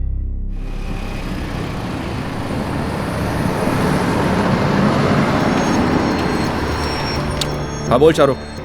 साहब, आपने उस बलदेव को थाने बुलाया था ना पूछताछ के लिए, वो कौशल जी के खिलाफ केस को लेकर के? हाँ तो साहब, इधर आपने उसे उठाया उधर एक चिड़िया उड़ी। क्या बोली चिड़िया? साहब चिड़िया बोली कि कुछ दिनों पहले तक इसके घर पे 2 लड़के रह रहे थे, जिसमें से एक अभी जेल में बंद है। जेल में? किस केस में? और नाम क्या उसका? विनय परिहार। छोटा भाई नितिन परिहार। ये जो विनय है ना, जेल में बंद है, गैर कानूनी हथियार के चक्कर में। अच्छा अच्छा, ये वही विनय है क्या जो कोठे पर? हाँ साहब, वही।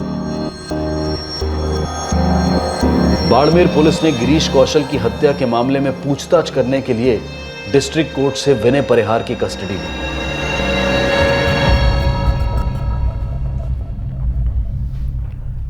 हाँ, विनय और नितिन नाम है उनके, यहीं किराए पर रह रहे थे। मैंने नितिन से कहा कि कमरा खाली कर दो। क्यों? हरकतें तो देखिए उनकी। वो विनय बंदूकों का धंधा कर रहा था, जेल में है अभी। गिरीश कौशल? कौन साहब? मैं किसी को नहीं जानता। अगर हमने सारी गोलियां तेरे सीने और पेट के बजाय तेरे थोबड़े पर दाग दी ना, तेरी विलायती पिस्तौल से, तो तुझे भी कोई नहीं पहचान पाएगा। और तेरी लावारिश लाश का क्रियाक्रम हम पुलिस वालों को करना पड़ेगा। साहब देखिए, मैं मानता हूँ कि मैं बंदूकें सप्लाई करने का धंधा करता हूँ, इसके लिए मैं पकड़ा भी गया। लेकिन साहब, मैं सिर्फ बंदूकें बेचने का काम करता हूँ, मैं उन्हें चलाता नहीं हूँ। मेरा भतीजा है केदार, उसकी इन दोनों से दोस्ती थी, नितिन और विनय। वही उन्हें लेकर आया था, कह रहा था कि इन्हें कमरा किराए पर चाहिए। मैंने भरोसा किया और उन्हें कमरा किराए पर दे दिया। फिर क्या साहब, जिस दिन वो विनय गिरफ्तार हुआ, मुझे तो झटका लगा कि वो इन सब में शामिल है। मैंने नितिन को कहा कि 1 हफ्ता है तुम्हारे पास, घर खाली कर दो, और वो निकल गया। साहब मैं सच बोल रहा हूँ, मैं और मेरा छोटा भाई नितिन हम कोटे पे मजे मारने गए थे, तब गलती से फूटी किस्मत मेरी, मैं पकड़ा गया। लेकिन साहब, नितिन का मेरे इस धंधे से कोई वास्ता नहीं है, वो तो बेचारा है। तू अजमेर का रहने वाला है ना? जी साहब। तो यहाँ बाड़मेर में क्या कर रहा है? मैं और नितिन दोनों अनाथ हैं, हमारा आगे पीछे कोई नहीं है। वो तो नितिन का एक दोस्त है केदार, वो यहाँ का ही है। उसने बोला यहाँ काम वाम मिल जाएगा। सर, मैं जब अजमेर में था तब नितिन मेरा क्लासमेट था। वो कॉलेज ड्रॉप आउट था, लेकिन मैंने अपनी पढ़ाई पूरी करी और यहाँ आ गया। तब नितिन और उसका बड़ा भाई विनय वो यहाँ पर काम की तलाश में आ गए। रहने के लिए उनके पास जगह नहीं थी, तो मैंने बलदेव ताऊ जी से कहा उनको कमरा दे दीजिए। तो तुम जानते थे कि विनय क्या काम करता है? नहीं सर, अगर जानता तो मैं विनय से कभी बात नहीं करता, और अब तो मैं नितिन से भी बात नहीं करता हूँ। साहब वैसी लगी पड़ी है, ये कौन गिरीश कौशल है, क्या माजरा है, मुझे कुछ नहीं मालूम सर। और वहां जेल में बैठकर मैं किसी को कैसे मार सकता हूँ? मैंने कहा कि तूने मारा है उसे, गन बेचने के धंधे में। अच्छे से जानता है कि लोग दुश्मनियों से, लालच से, नफरत से मरते हैं। साहब किसी अजनबी को मरवा कर मेरा क्या फायदा हो सकता है?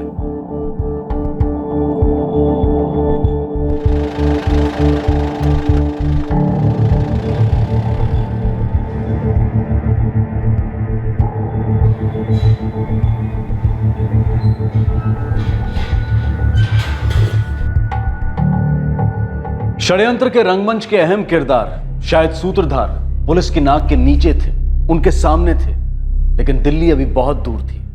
ढेर सारी कड़ियां जुड़नी अभी बाकी थी। कत्ल का मकसद सामने उभर कर तो आ रहा था, लेकिन ये इस रंगमंच के किरदारों के मासूम मुखौटों के पीछे छिपा था। ये लोग हत्यारे हैं बापू, 1 पैसा कम ना लेंगे, और जो दिया वो तो बिल्कुल ही मंजूर नहीं है इनको। तो क्या करें बेटा? पता नहीं बापू।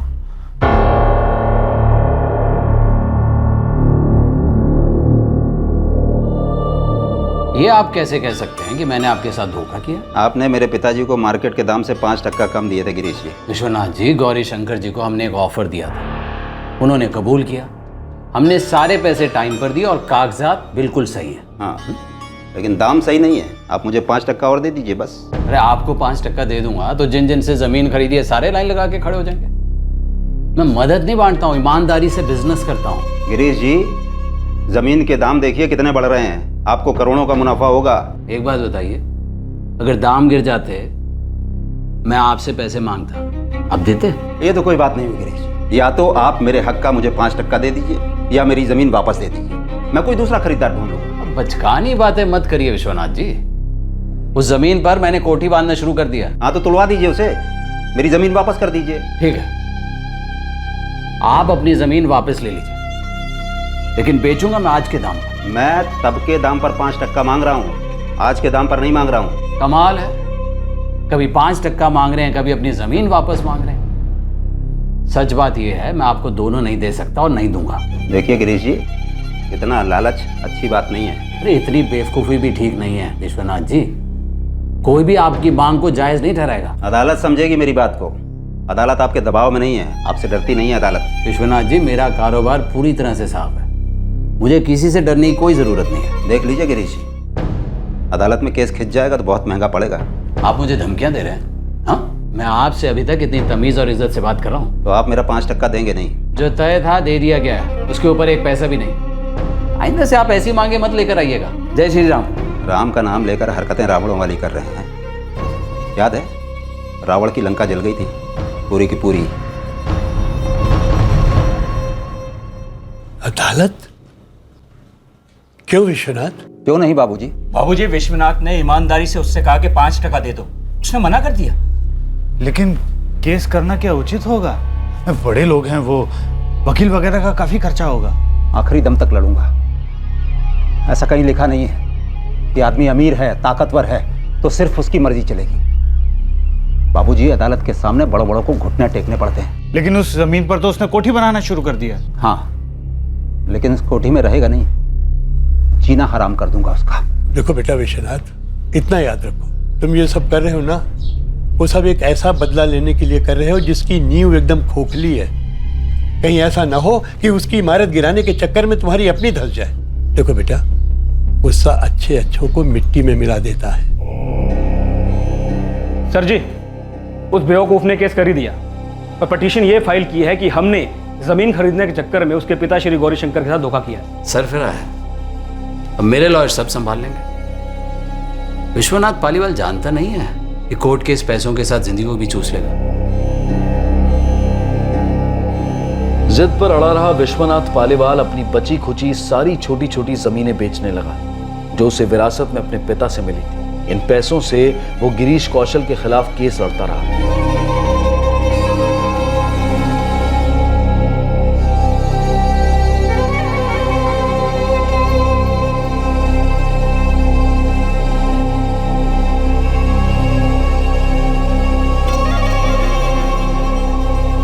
पर अदालत का फैसला गिरीश कौशल के पक्ष में आया।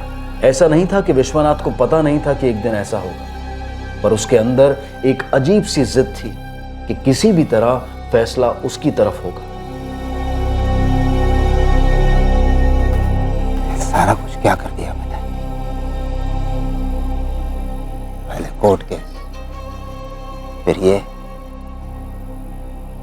और मिला क्या? कुछ भी नहीं। मैं देख क्यों नहीं पाया केदार कि सब कुछ खत्म हो जाएगा, डूब जाएंगे हम लोग। बहुत बड़ी गलती हुई है हमसे, बहुत बड़ी गलती हुई है हमसे।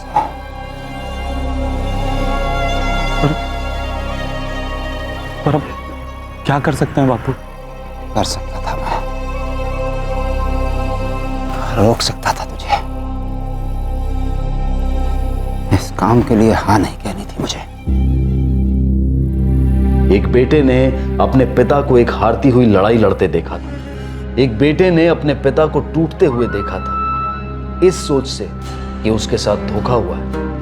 एक बेटा अपने पिता को न्याय नहीं तो कम से कम सुकून तो देना चाहता था। यार केदार, मैं जब भी तेरे बापू को देखता हूँ मेरा दिल बैठ जाता है यार। वो हमेशा मायूस और उदास बैठे रहते हैं। आजकल बापू के दिमाग में बस एक ही बात चलती रहती है कि मुझे गिरीश कौशल ने धोखा दे दिया, मुझे गिरीश कौशल ने धोखा दे दिया। सच्ची में धोखा दिया था उसने? हाँ दिया था। गिरीश कौशल तो ये बात मानने से रहा और ना ही वो भरपाई देने वाला है कभी। अरे वो क्यों देने लगा यार? बापू गए थे मांगने उससे, जलील किया उन्हें जब बापू ने केस ठोका। और देखो उस केस ने हम सबको बुरी तरह से ठोक दिया। ये गिरीश कौशल की काफी जमीनें होंगी ना यहाँ पर? अरे आधे बाड़मेर की जमीनें उसी की हैं साली। बंदा अपने रुतबे, अपने पॉलिटिकल कॉन्टैक्ट के दम पे सारी जमीनें हड़प रहा है, और वो भी अपने खुद के दाम पर, अपनी मर्जी पर। अरे भाई, मर्जी का मालिक तो सबको होना चाहिए। अरे काय का मालिक? सारी मर्जी के मालिक सिर्फ मालिक लोग होते हैं, बाकी हमारी मर्जी तो।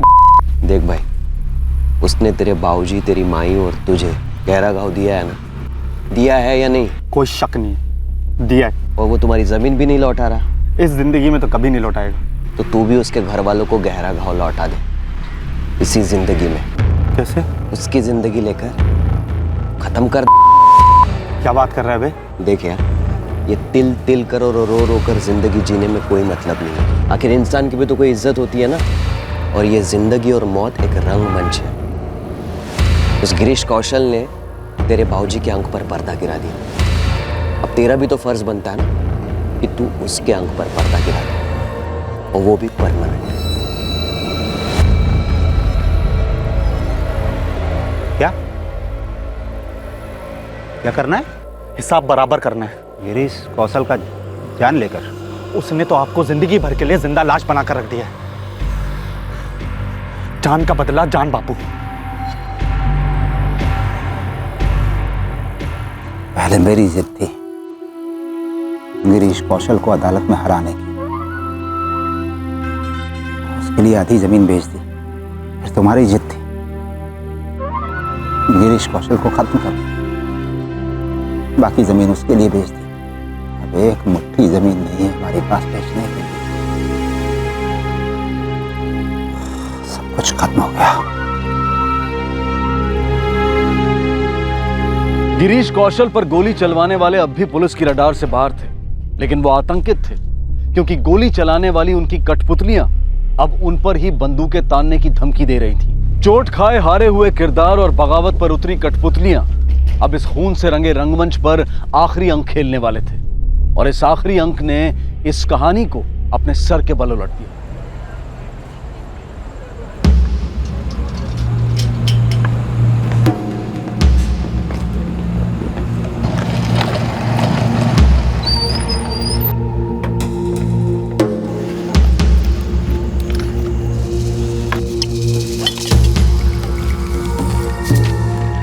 हम लोग अपनी बाइक पर दुकान के यहाँ तक आएंगे, इतनी दूरी पर।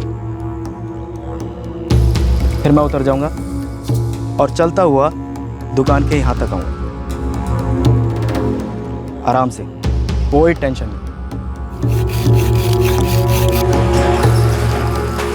उसके बाद सुजीत, तू और मैं दोनों मिलकर दुकान के काउंटर को फोड़ देंगे और सारा माल बटोर लेंगे। और रमेश? रमेश बाहर ही खड़ा रहेगा। अगर कोई भी खतरा होता है तो तू 3 बार एक्सीलेटर देगा, व्रूम व्रूम व्रूम, और हम लोग दौड़ कर इसके पीछे बैठ जाएंगे और वहां से भाग जाएंगे। लेकिन ऐसा होगा नहीं। क्या नहीं होगा? मतलब कोई खतरा नहीं होगा। हम लोग बड़े आराम से सारा माल बटोर कर यहाँ आ जाएंगे, और यहाँ आने के बाद माल के होंगे 3 हिस्से। फिर उसके बाद टाटा बाय बाय, और फिर उस केदार और उसके बाद के गोली मारेंगे। ठीक? चलें? चलिए सुजीत। हाँ चलो।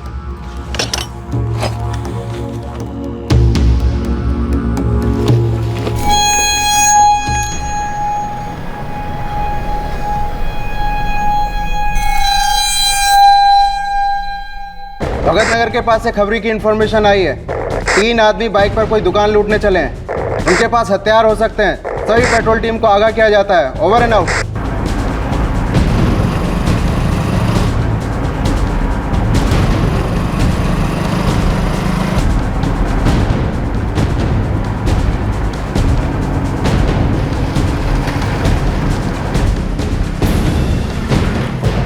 संदिग्ध स्पॉट हुए हैं, गाड़ी आगे लो जल्दी।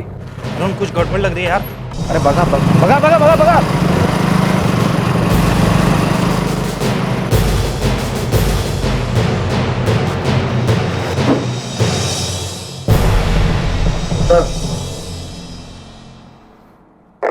तीनों संदिग्ध धर लिए गए, हथियार मिले। साहब मारी मत साहब, हम कोई दुकान नहीं लूट रहे थे, हम अपने गांव जा रहे थे। कौन सा गांव? बंदूकपुर?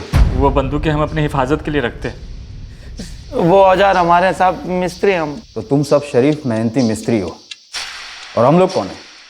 पुलिस वाले? ना ना, हम तो यमराज हैं। क्यों? साहब मारी मत साहब, हम जोरी की दुकान लूटने जा रहे थे साहब। कौन सी दुकान? साहब वो जो जयंती चौक पे। तुम लोग तो यहाँ के नहीं लगते। कौन से नरक से आए हो? क्या क्या पाप किए हैं पहले? साहब सच बोल रहे हैं साहब, हमने ये काम पहली बार किया सर। हम यही पास के गांव के हैं, पोखरन। पोखरन तुम्हारा गांव है?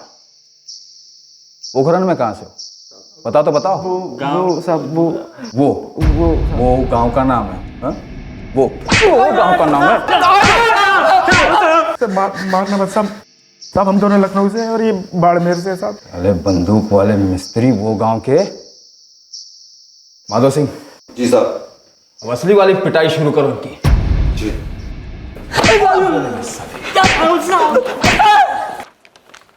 सर, ये बाड़मेर के उस लड़के की फाइल है, वहाँ के थाने ने फैक्स की है। क्या लिखा है?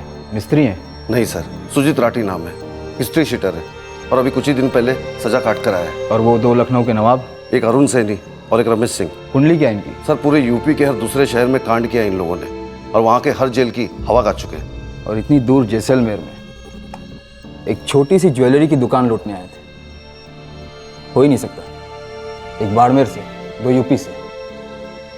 जरूर कोई बड़ा कांड करने आए थे या कर चुके हैं। सर गंगा पेट्रोल पंप की डकैती और 3 हफ्ते पहले एटीएम की लूट, कहीं ये तीनों वही तो नहीं है?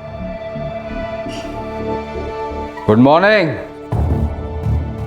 कैसी कटी रात? अच्छा सुनो, लखनऊ के नवाबों और बाड़मेर के बादशाह आज 11 बजे मुझे कोर्ट में पेश होना है, 2 केसेस लेकर। पहला है पेट्रोल पंप पर डकैती, जहाँ 3 नकाबपोश बंदे थे, और दूसरा एटीएम की लूट, जहाँ 2 थे, पर हम 3 बताएंगे। साथ ही 3 मर्डर केसेस जो काफ़ी दिनों से सूखे सूखे जा रहे हैं। क्या कहते हो? सारे के सारे केसेस तुम लोगों के सिर पे मर दूं? हाँ, मंजूर है? ज़्यादा सोचो मत, तुरंत बता दो कि तुम तीनों क्या करने आए थे यहाँ पे, क्योंकि मुझे पता है कि सिर्फ गहने लूटने तो नहीं आए थे तुम लोग यहाँ पे। सब यकीन कीजिए हमारा, हम यहाँ जौहरी की दुकान लूटने आए थे। ठीक है, मान लिया। कोर्ट में मजिस्ट्रेट के सामने भी यही कहना, फिर देखते हैं वो क्या कहते हैं। मोहन सिंह। जी साहब। इन तीनों को तैयार करो, आज कोर्ट में इनकी पेशी है 11 बजे। 5 केसेस में ये तीनों मुख्य आरोपी होंगे। 4 चश्मदीद गवाह तैयार करो, अपने वही रोज वाले। जी साहब। और आज शाम को हम पार्टी करेंगे। 5 केसेस एक दिन में, बम्पर धमाका है भाई। साहब रुकिए, हम लोगों ने बाड़मेर में एक कांड किया था जिसके पैसे नहीं मिले थे। कड़की चल रही थी, इसीलिए ज्वेलरी शॉप का प्लान बना। क्या कांड किया था बाड़मेर में? मर्डर था सर। ये हुई ना बात। किसका किया था? क्या नाम था उसका? गिरीश कौशल। गिरीश कौशल? ये तो बाड़मेर का बहुत चर्चित मर्डर केस है। जी सर। चलो शुरू हो जाओ, पूरी स्टोरी एकदम शुरुआत से। अच्छी खबर है सर, गिरीश कौशल मर्डर केस क्रैक हो गया है। क्या? कौन लोग थे? विनय परिहार। 12 अप्रैल से 21 अप्रैल के बीच गिरीश कौशल को जो धमकियां मिल रही थी वो इसी विनय परिहार ने दी थी। कोठे की रेड में जो पकड़ा गया था वो विनय परिहार? जी हाँ सर, वो तो बाई चांस हमें वहां मिल गया। वैसे तो वो बंदूकों का सप्लायर है, लेकिन वो 2 बंदूकें उसने खुद के लिए रखी थी, जिनसे अगले दिन वो गिरीश कौशल का कत्ल करने वाला था। क्यों? उसने सुपारी ली थी सर। कुछ करने से पहले ही हमने उसे पकड़ लिया और जेल में डाल दिया। जेल में उसकी मुलाकात हुई हिस्ट्री शीटर सुजीत राठी से। ये राठी अगले दिन रिहा होने वाला था, तो वो सुपारी इसने सुजीत राठी को दी थी। फिर इस सुजीत राठी ने अपने 2 दोस्त लखनऊ से बुलवाए, हिस्ट्री शीटर। इन दोनों की यूपी में लंबी हिस्ट्री है, अरुण सैनी और रमेश सिंह। इन तीनों ने मिलकर गिरीश कौशल का कत्ल कर दिया और अब तीनों पकड़े गए। कहाँ पकड़े गए? जैसलमेर में। वहां ये तीनों किसी जौहरी की दुकान में लूटपाट करने वाले थे। पुलिस को एक टिप मिली, कल रात को इन तीनों को धर लिया। धुलाई के बाद सब उगल दिया तीनों ने। ये तो किसी के हाथ की कठपुतलियां रस होगी। और किसके हाथ में थी? वही सर जिन पर हमें शक था। जमीन का मामला, विश्वनाथ पालीवाल और उसका बेटा केदार पालीवाल।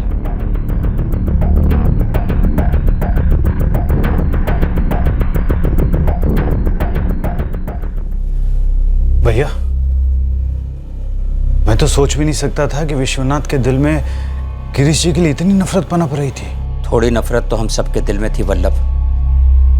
विश्वनाथ के दिल में वो नासूर बन गई। सर अरुण सैनी, रमेश सिंह और सुजीत राठी, इन तीनों को जैसलमेर से रवाना कर दिया गया है। अभी भी यकीन नहीं हो रहा है कि गिरीश कौशल के हथियार इस तरह से पकड़े गए।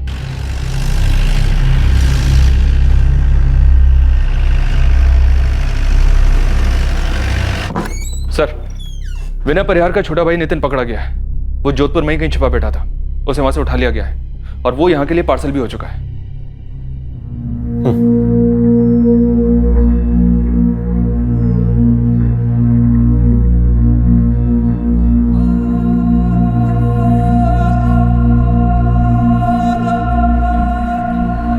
मम्मी, पापा के हत्यारों को पुलिस ने पकड़ लिया। कौन थे दीदी?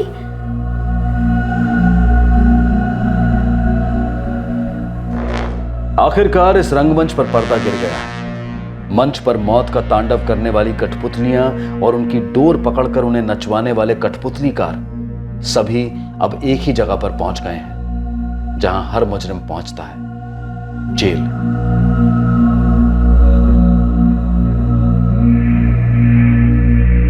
गिरीश कौशल की हत्या में शामिल सभी मुजरिमों को आईपीसी की धारा 302 के तहत हत्या के लिए, धारा 120 बी के तहत आपराधिक षड्यंत्र के लिए, धारा 34 के तहत एक ही मंशा से जुर्म करने के लिए और सेक्शन 25 के तहत अवैध हथियार रखने के लिए बुक किया गया है। सभी इस वक्त जुडिशियल कस्टडी में है। निराशा एक अथाह गड्ढा है। इसे आप अवैध तरीके से भरने की कोशिश करो तो ये और गहरा होता जाता है और भरने वाले को खींचकर डुबो देता है और फिर निगल लेता है। विश्वनाथ को इस बात का एहसास काफी देर से हुआ। उसकी निराशा ने, उसके बेबुनियाद गुस्से ने, उसकी कड़वाहट ने पहले उसके बेटे के विवेक और जमीर को शिकार बनाया और फिर एक ऐसे आदमी की हत्या करवाई जिससे कौशल परिवार पूरी तरह से चूर चूर हो गया। इस केस में मंझे हुए पेशेवर खूनी शामिल थे, लेकिन फिर भी वो परफेक्ट मर्डर से कोसों दूर थे। ऐसा शायद समझा जा सकता है कि अगर वो लोग गहनों की दुकान को लूटने नहीं जाते तो ये हाई प्रोफाइल केस एक अनसुलझा केस बनकर रह जाता। लेकिन जुर्म की एक खासियत है कि वो मुजरिम को घुमा फिराकर कानून के कटघरे में लाकर खड़ा कर ही देता है। फिर मुलाकात होगी अगले एपिसोड में एक और चौंका देने वाले केस के साथ। तब तक सतर्क रहें, सुरक्षित रहें और देखते रहें क्राइम पेट्रोल सतर्क। सबक एक को सीख हम सबको। जय। इस तरह के और भी एपिसोड देखने के लिए हमारे चैनल को सब्सक्राइब करें और बेल आइकन दबाना ना भूलें।